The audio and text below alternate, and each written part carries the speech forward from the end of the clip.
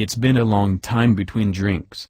Since taking delivery of our 2016 Tesla Model S P90D long-termer, we've shared it around the office and put it up against the all-new BMW 7 Series, where it ended up doing incredibly well, which surprised us all.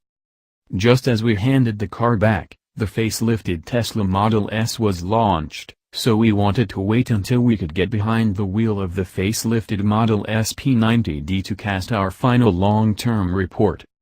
After spending around 4 weeks with the car, we were suitably impressed with its incredible performance, technology and versatility. But, we did come away with mixed feelings. Mike Stevens, our self-proclaimed style expert, found the interior a bit cheap to look at and feel.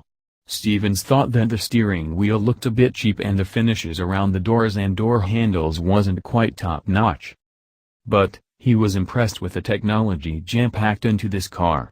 While he can't be blamed for using an Android in an office full of Apples, Stevens showed some sense by suggesting that while the screen was large and some buttons were hard to press on the move, most of the inputs could be made from the steering wheel.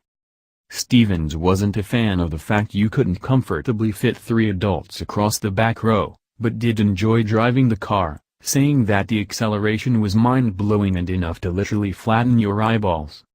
Marikaju, our Victorian sales manager, was impressed with the car but thought the interior looked a bit cheap.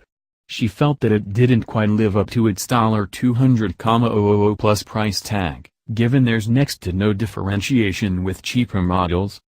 Ju loved the technology and found the huge screen easy to use, but did suggest that it could be distracting when trying to use the controls while on the move. She was most impressed with autopilot, commenting on how futuristic it was compared to most other cars on the market. When it came to technology, she wasn't as blown away as she thought she would be. Ju noted storage was minimal inside the cabin and the storage that was there wasn't convenient enough. But, the car made up for it with a huge boot and the front trunk for those uninitiated in Tesla speak. In terms of the drive, Ju loved the acceleration. The fact it was instant and that the regenerative braking mode charged the batteries was cool, according to her.